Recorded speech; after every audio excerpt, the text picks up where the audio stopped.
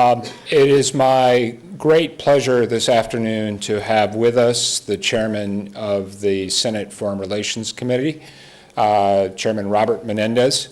One of the greatest strengths of the U.S.-Ukraine partnership over these traumatic months has been the very clear signal of support for the Ukrainian people that has come from the American Congress, from both the House and the Senate, and from Republicans and Democrats alike. And Senator Menendez is one of the very most senior Senate visitors that we have had coming here to Kyiv, and he, of course, is here at a uniquely challenging moment for Ukraine and for the Ukrainian people. So I'm delighted he's able to spend some time with you. Mr. Chairman. Well, thank you, Mr. President, Mr. Ambassador. I'm thinking of the President because I just left President Poroshenko. So thank you, Mr. Ambassador, and thank you for your service to our country and to our relationships with Ukraine. As the chairman of the Senate Foreign Relations Committee, I have, through the committee, global responsibility for bilateral and multilateral relationships on behalf of the United States Senate. And that, in a challenging world, could take us to many places. I purposely had envisioned coming to Ukraine in the aftermath of the Maidan and elections because I knew that there would still be challenges ahead. I never had the expectation that the challenges that we would be facing are the challenges of an invasion by Russia into Ukraine with thousands of soldiers, columns of tanks, missiles, and other heavy artillery equipment that is clearly, from my perspective, an invasion of Ukrainian sovereignty. So it is in the face of that, having come from Estonia and Poland, that we come to Ukraine. I've had a series of very good visits with the President, with the Foreign Minister, with the Governor of the Central Bank. We're looking forward to meeting with the Prime Minister a little later. And from my perspective, Ukraine needs the assistance of the West and the United States. It needs that assistance in several ways. First and foremost, I hope and would expect that the efforts that the United States and the European Union have joined together in to have President Putin understand that there is a price to pay for violating international norms, for invading another country, for ultimately trying to take territory by force, has a consequence.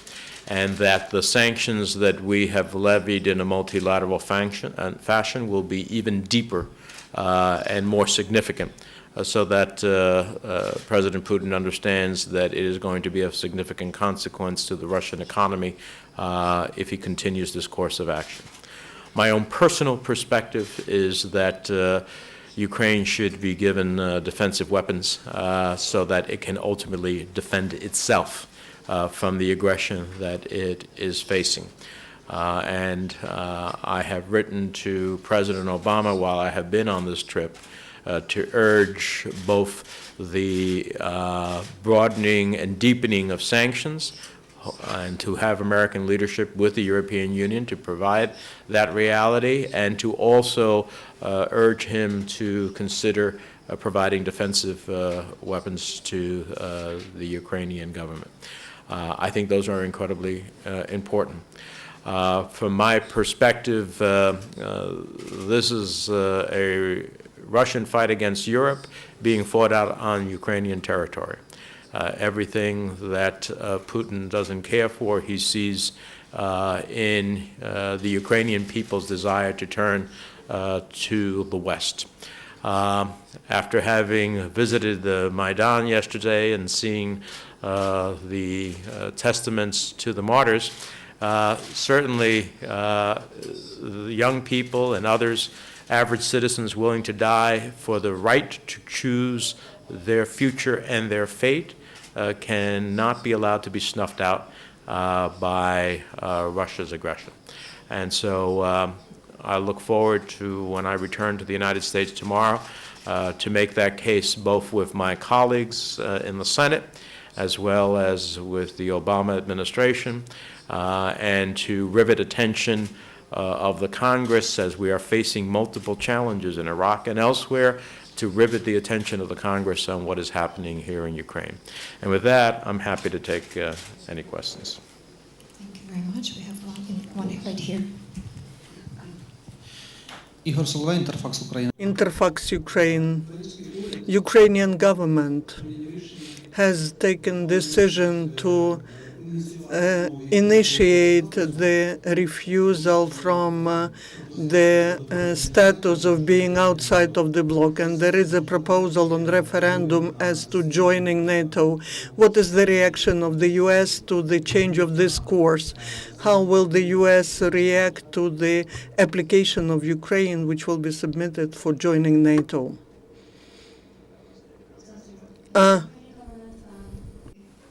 We'll fix it. The Ukrainian government has decided to put up for the parliament for the decision for possibly join NATO. What is the United States' reaction to such possibility stemming?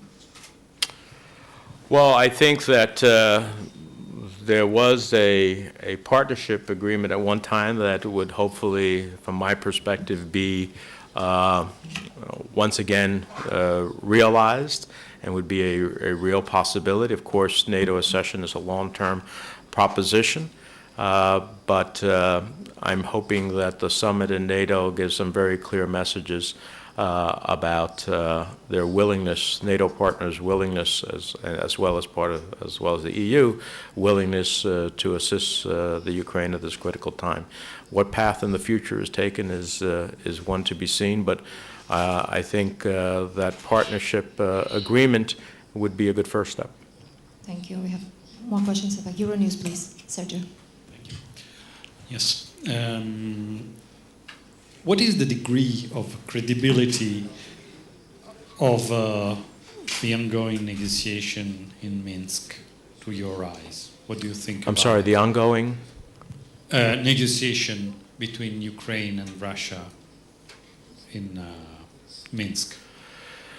Well, look, I think that Ukraine has shown incredible restraint in the midst of aggression that has taken place in some time, from the annexation of Crimea to the arming and training of rebels to now the most significant invasion. And of course, there would be a desire to have a negotiation that would lead to an immediate ceasefire, a opportunity to then resolve the rest of the conflict through peaceful diplomatic negotiations versus through force. Of course, from my perspective, President Poroshenko made that offer when he was meeting with President Putin, and the next day President Putin sent Russian troops and invaded the Ukraine. So it has not been the Ukraine that has not been willing to negotiate and find a peaceful way forward. It has been Russia that has been unwilling to find a peaceful way forward.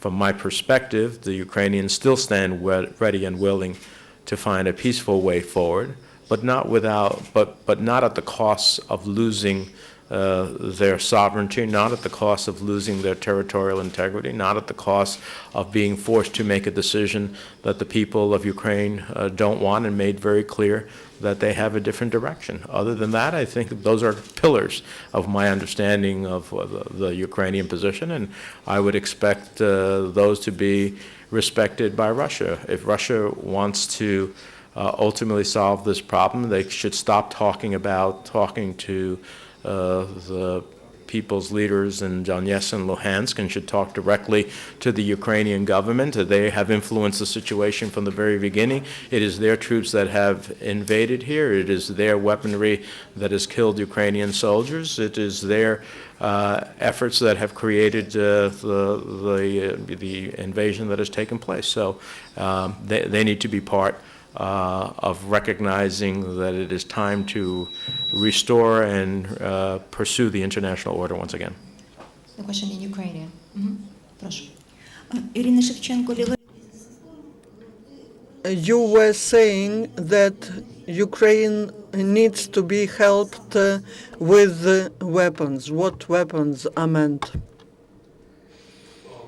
You know, I won't get into the specific type of weaponry, but I will say that weapons that are defensive. At the end of the day, if you are being invaded by Russia, and they are invading you with tanks, with surface-to-surface missiles, with armored vehicles, you have to be able to defend yourself. Defend yourselves being able to fight against those who have invaded you. So whatever defensive weapons the Ukrainian government might ask the West for, that are in the context of defensive nature, is something that I would support. Now, you know, I know that countries seem to be somewhat reticent because they don't want to provoke Putin. From my perspective, Putin hasn't needed any provocation to do everything that he has done here. I think the West needs to understand that after the annexation of Crimea, the vast assistance to rebels, the downing of the Malaysian air flight, which ultimately cost the lives of hundreds of individuals, and now an invasion by Russia. Russia has done all of that without provocation. So there should be no concern that providing the Ukrainians the wherewithal to fight for themselves is a provocation. Russia has done all of this, Putin has done all of this without any provocation whatsoever. Thank you. One more question. Mr. Menendez, Volodymyr Urbianek, Bloomberg News. I have two questions to you. You said you had a meeting with President Poroshenko, and you said you had a meeting with the CB governor Valeria Kontleva, as far as I understood.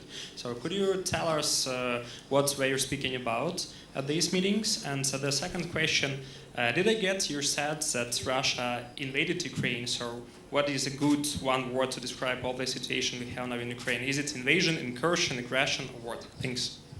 Well, I'll speak for myself. I have no doubt that this is an invasion.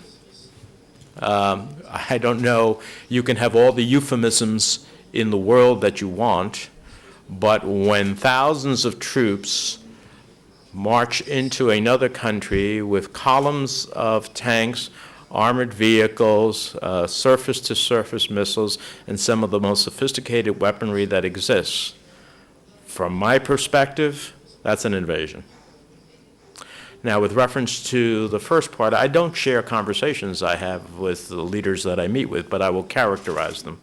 And that the character of those meetings, I would say, is that there is a commitment by the government to preserve the future of Ukraine, to preserve its territorial integrity, to find, if possible, a pathway that is peaceful, but to assert also that it is willing to defend itself if a peaceful pathway is not possible.